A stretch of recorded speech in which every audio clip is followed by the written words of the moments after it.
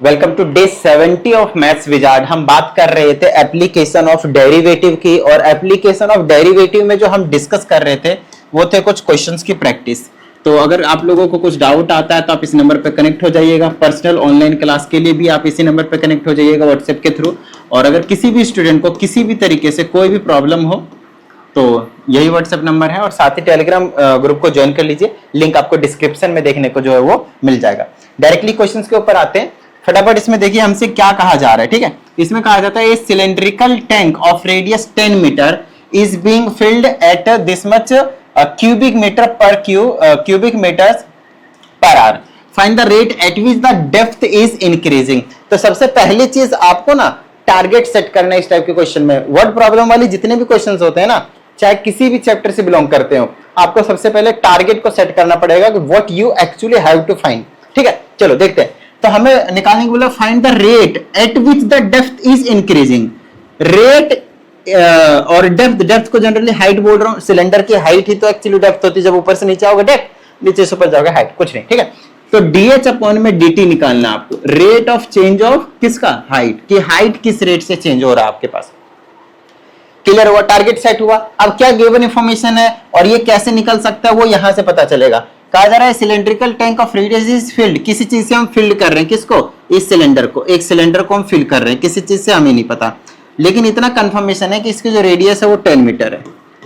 दूसरी चीज ये जो ना इसकी जो वॉल्यूम जो फिल हो रही है 3 centimetre per hour, 3 metre cube per hour. तो डीवी अपॉन में डीटी दिया हुआ, ध्यान से समझिएगा।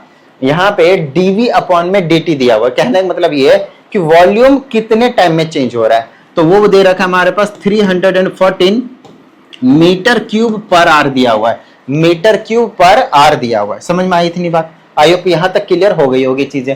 और भी कुछ गिवन है? नहीं, बस इतना ही दिया हुआ है। तो इसकी हाइट क्या होती है? एच होती है। तो एक चीज का आपको ध्यान रखना है, एच यहाँ पे हमने हाइट को माना हुआ है। एक चीज का हमेशा ध्यान रखिएगा कि कभी भी जब भी हम कभी किसी भी चीज को फिल कर रहे होते हैं किसी भी पर्टिकुलर मैटर से, तो उस केस में हम उसके कंप्लीट वॉल्यूम की बात कर रहे हैं, जितना वो स्पेस में आ सकता है उसकी बात कर रहे होते हैं, राइट। तो हम यहाँ पे वॉल्यूम की बात कर रहे हैं। इतनी चीज तो समझ में आ गई। और यहाँ से इस वाली इंफॉर्मेशन से ये वाले जो है ना हमें जो फाइंड आउट करना है वो आपको इजिली जो है वो मिल जाने वाला है। यहाँ पे वॉल्यूम की जगह पे वॉल्यूम का फॉर्मूला सब्सटीट्यूट कर देंगे, जैसे कि पाई आर स्क्वायर एच होता है। आप लोगों को मालूम होना, अरे रे रे रे यहाँ पे टाइम है, ठीक है। ये वाली चीज आपको मालूम है। और ये कितना? 314 है। कितना आपके पास? 314 है। अब क्या कर सकते हैं, आप लोगों को पहले से ही पता है, कहाँ गया, कि आपके पास जब हम इसका डेरिवेटिव करेंगे, रेडियस आपके पास ऑलरेडी पता ही है, तो इसको तो फिक्स ही कर दो, कोई टेंशन वाली बात नहीं है। समझ में आ रही है इतनी बात?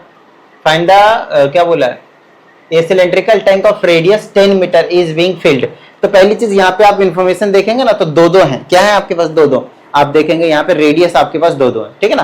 तो रेडियस दो कह रहा हूँ, वेरिएबल आपके पास दो। जब वेरिएबल दो होते हैं तो हमेशा उसको आप एक वेरिएबल में कन्वर्ट करें, नहीं तो आपके पास एक की जो वैल्यू है वो आपके पास गिवन होगी ही होगी।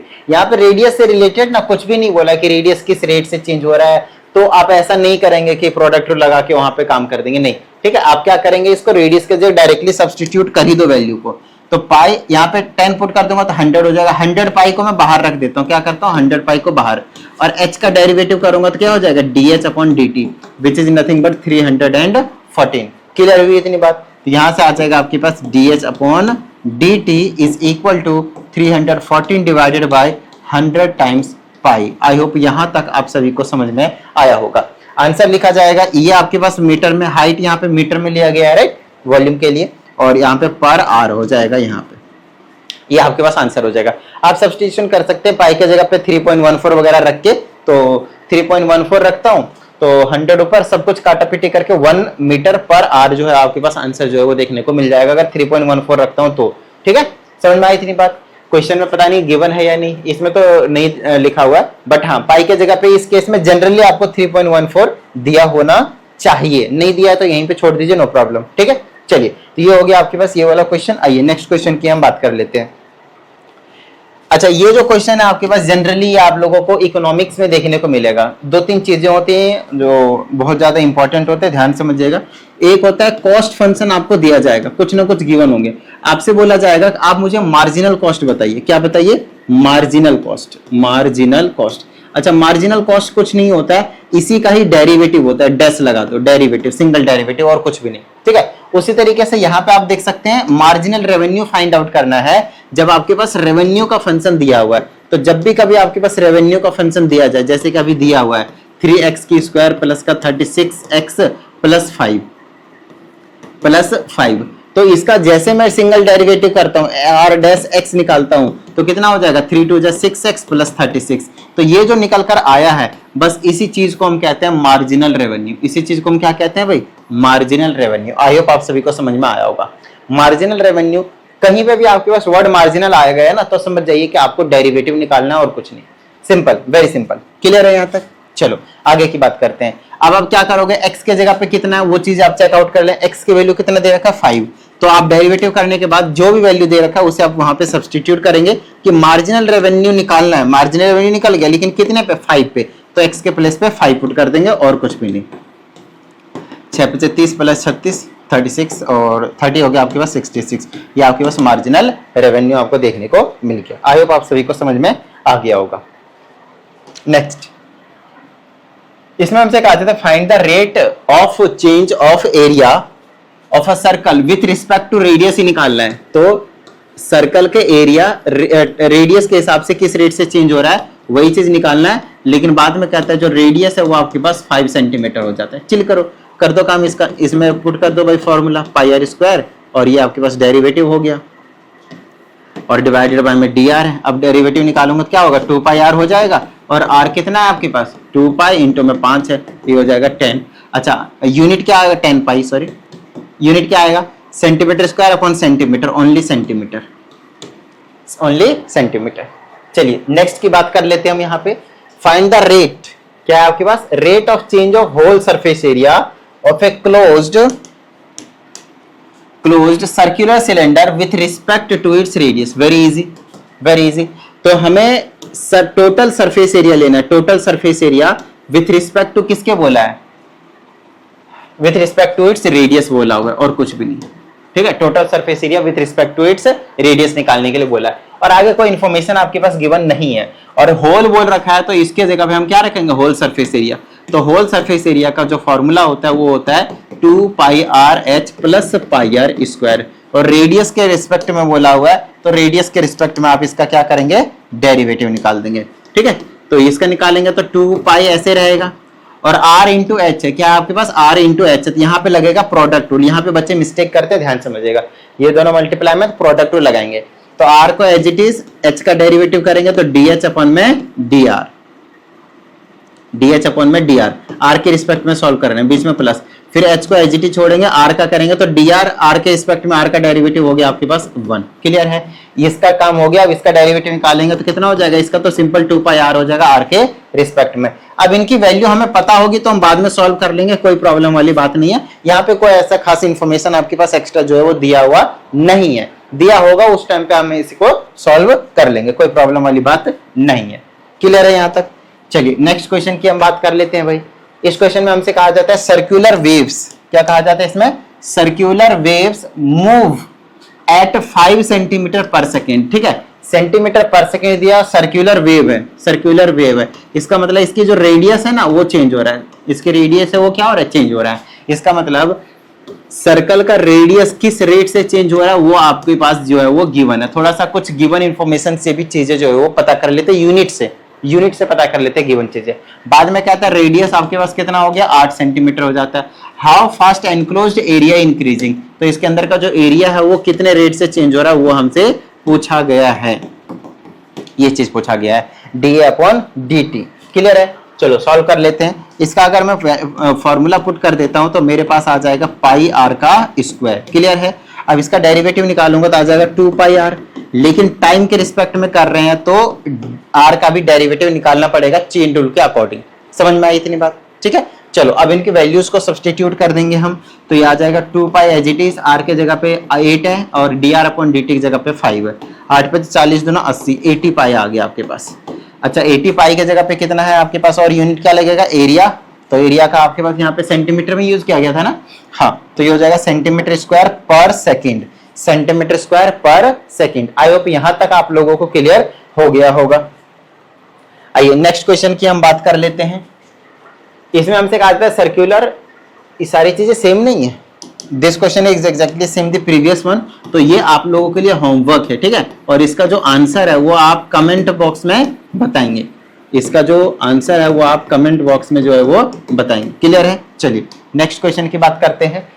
हाँ, ये क्वेश्चन मैं बताता हूं। इसमें हमसे कहा जाता है length x decreases at 5 centimetre per minute, तो किसका, and width y increases this much और find the rate of change perimeter of area.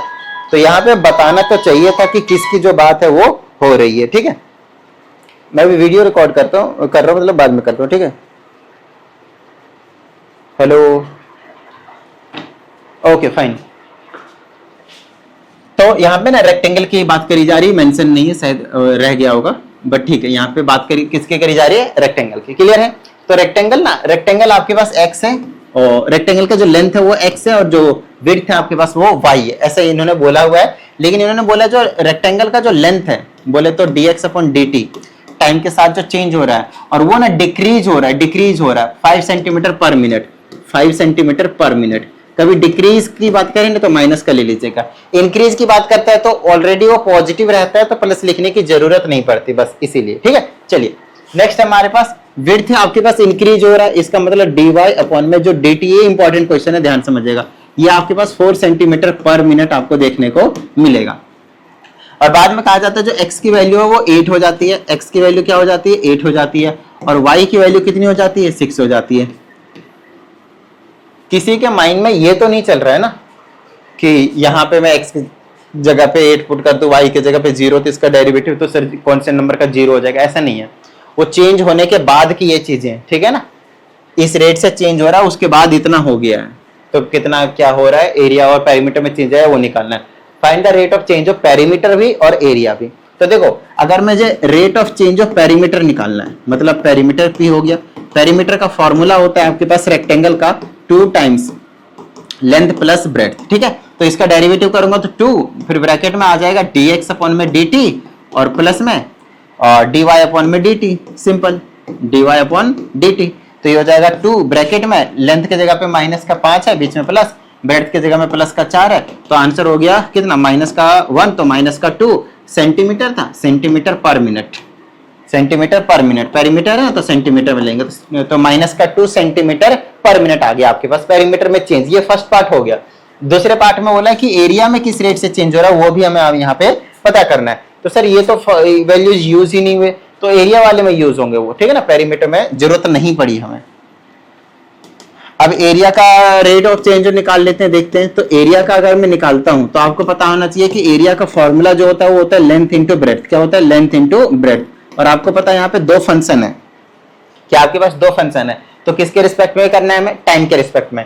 तो प्रोडक्ट रूल लगेगा, पहले को छोड़ दिया दूसरे का डेरिवेटिव कर दिया, बीच में प्लस, दूसरे को छोड़ दिया पहले का डेरिवेटिव कर दिया। आई होप आप सभी को समझ में आया होगा। अब सब्स्टिट्यूट कर दीजिए वैल्यू को, x हो गया dy/dt की जगह पे 4 हो गया, बीच में प्लस, y के जगह पे 6 हो गया, dx/dt की जगह पे नेगेटिव ऑफ 5 हो गया। 8 चौके 32, 6 पचे 30 माइनस का हो गया, तो 2 सेंटीमीटर पर मिनट की जो बात करेंगे वो आपके पास इंक्रीज होता हुआ दिखेगा एरिया, ठीक है। वो डिक्रीज हो रहा है इतने रेट से और इतने रेट से ये आपके पास इंक्रीज हो रहा है। आई होप आप सभी को ये वाला क्वेश्चन समझ में आया होगा, इंपॉर्टेंट था। नेक्स्ट क्वेश्चन की हम बात कर लेते हैं। इसमें हमसे कहा जाता है volume of a cube is increasing at the rate of 9 centimetre cube पर सेकेंड।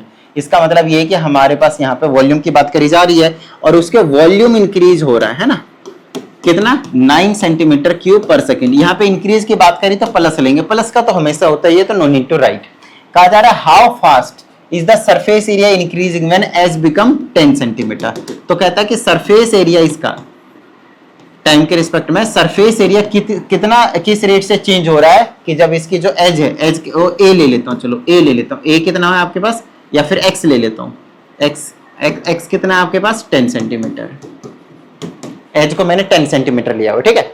अच्छा वॉल्यूम इतना दे रखा है तो वॉल्यूम का जगह सब्स्टिट्यूट कर लीजिए, क्या आ जाएगा, एक्स का क्यूब फॉर्मूला होता है, साइड का क्यूब याद आएगा ना, ठीक है। इसका डेरिवेटिव करते हैं तो यह आ जाएगा 3x की स्क्वायर और फिर x का भी तो करना पड़ेगा, तो वो जाएगा आपके पास dx अपॉन dt। क्या हो जाएगा आपके पास, dx अपॉन dt। क्या इतनी सी बात समझ में आई, डन है। ये हो जाएगा आपके पास 9। इसकी जरूरत पड़ेगी यहाँ पे क्योंकि हमें ये तो ये निकालना है ना, तो इसका फॉर्मूला होता है 6a स्क्वायर या फिर 6 इंटू साइड स्क्वायर। तो इसका डेरिवेटिव करेंगे तो 12 x और साथ आ जाएगा dx अपॉन dt। यहां से आप dx अपॉन dt की वैल्यू निकालना है और वहां सब्स्टिट्यूट करें क्योंकि हमें सरफेस एरिया का बताया है ना किस रेट से चेंज हो रहा है। तो dx अपॉन में dt is equal to 9 upon में 3x के स्क्वायर। यहाँ पे सब्स्टिट्यूट कर दूंगा तो 12x इंटू में 9 अपॉन 3x की स्क्वायर। काटा पीटी कर लीजिए, एक x से एक x चला जाएगा, 3 से 3 गया, 12 36 डिवाइडेड बाय x हो गया। और क्या हमने निकाला है, सरफेस एरिया, तो सेंटीमीटर स्क्वायर पर सेकंड की बात कर रहे हैं, यहाँ पे सेकंड में दिया तो सेकंड में लेंगे। x पता है क्या हमें, x जब 10 हो जाए x की वैल्यू कितनी दी थी, 10 हो जाए तो 36 डिवाइडेड बाय 10 करेंगे तो ये हो जाएगा सेंटीमीटर स्क्वायर पर सेकंड। ये हो जाएगा 3.6 सेंटीमीटर स्क्वायर पर सेकंड के रेट से आपके पास इसका जो सरफेस एरिया है वो आपके पास चेंज हो रहा है। तो मतलब क्वेश्चंस के अकॉर्डिंग आप लोगों को ना थोड़ा सा जो टारगेट है वो आप लोगों को सेट करना है और गिवन इंफॉर्मेशन से जो भी चीजें उसमें चाहिए वो आप लोगों को निकाल लेना है। आइए इस क्वेश्चन की बात करते हैं हम। इसमें कहा जाता है particle moves along y is equal to this much, y is equal to 2/3 x का क्यूब प्लस का 1। कहता है find a point where y coordinate changes twice as fast as x coordinate. मतलब y कोऑर्डिनेट जिस rate से change हो रहा है वो डबल है किसके मुकाबले, x कोऑर्डिनेट जिस रेट से चेंज हो रहा है। फिर हमें एक पॉइंट बताना है, मतलब सिंपल x और y की वैल्यू बतानी है एक कोऑर्डिनेट, ठीक है। तो डेरिवेटिव निकालो टाइम के रिस्पेक्ट में, कुछ इतना आ जाएगा, ये 2/3, 3 पहले ले आऊंगा, 3 मल्टीप्लाई 2/3 हो गया और x एक पावर कम, इसका 0 हो गया। फिर x का करेंगे no doubt dx upon dt। अच्छा dy बाई dt के जगह पे हमारे पास double of dx upon dt है, double of dx upon dt है। इससे इसको कैंसिल कर दो तो यहाँ पे आ जाएगा 2x की स्क्वायर और साथ में आपके पास dx upon dt। dx upon dt से dx अपॉन dt को आप कैंसिल आउट करेंगे, इस टाइप के क्वेश्चन में हमेशा कैंसिल आउट हो जाता है। तो ये 2 से 2 भी कैंसिल हो गया, 1 बचा इधर और इधर आपके पास बच गया x की स्क्वायर। तो x की वैल्यू आपके पास प्लस माइनस 1 आओगे। आई होप आप सभी को इतना तो समझ में आता है, राइट। अच्छा x की वैल्यू अगर प्लस माइनस 1 आया है तो यहाँ से आप y की वैल्यू निकाल लोगे, तो ये हो जाएगा y इज इक्वल टू क्या हो गया 2/3 प्लस 1 पुट कर लो एक बार, तो y इज इक्वल टू कितना हो गया 3 से मल्टीप्लाई 3 से डिवाइड 5/3 हो गया। अच्छा -1 पुट कर सकते हो तो y की वैल्यू अलग आ जाएगी। तो देखो x की वैल्यू जब आपने 1 लिया तो y की वैल्यू कितनी आ गई 5/3 आ गया। अब x की वैल्यू आप -1 ले सकते हो तो y की वैल्यू पुट हो जाएगी यहाँ पे, तो नेगेटिव माइनस का 2/3 हो जाएगा प्लस का 1 है ना, 3 से मल्टीप्लाई डिवाइड करेंगे तो 1/3 आ जाएगा। क्या आ जाएगा आपके पास 1/3 आ जाएगा। बस यही जो पॉइंट है, ये जो कोऑर्डिनेट है, यही आपसे इस क्वेश्चन में पूछा गया था। क्लियर है इतनी बात? कुछ डाउट आता है, स्टार्टिंग में नंबर दिया था उसी पे आप कनेक्ट हो जाइएगा। मिलते हैं कल के सेशन में, प्रैक्टिस करते रहिएगा। जय हिंद।